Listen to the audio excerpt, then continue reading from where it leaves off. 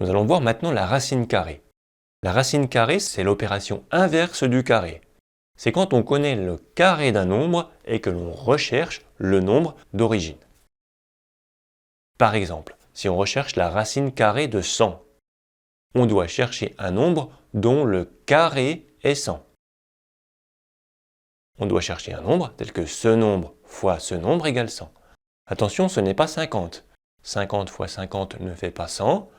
50 fois 50 fait 2500. Donc tu dois chercher dans les tables de multiplication, est-ce qu'il n'y a pas un nombre, si on le multiplie par ce nombre, cela fasse 100. Alors ce nombre c'est 10. 10 fois 10 fait 100.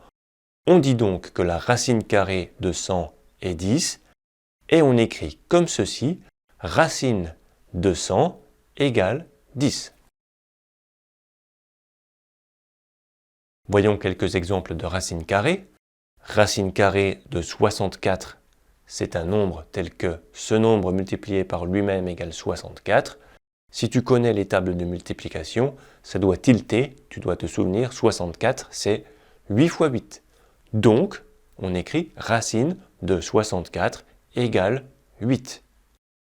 Racine de 49 égale 7. Racine de 4 égale 2. Alors tu vas me dire, oui, mais comment ça se passe si le nombre n'est pas dans les tables de multiplication? Par exemple, racine de 50.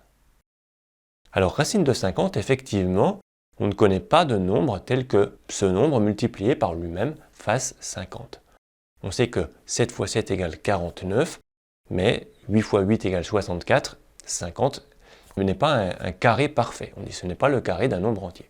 Alors c'est pas grave, ça existe quand même, ce sera un petit peu plus que 7.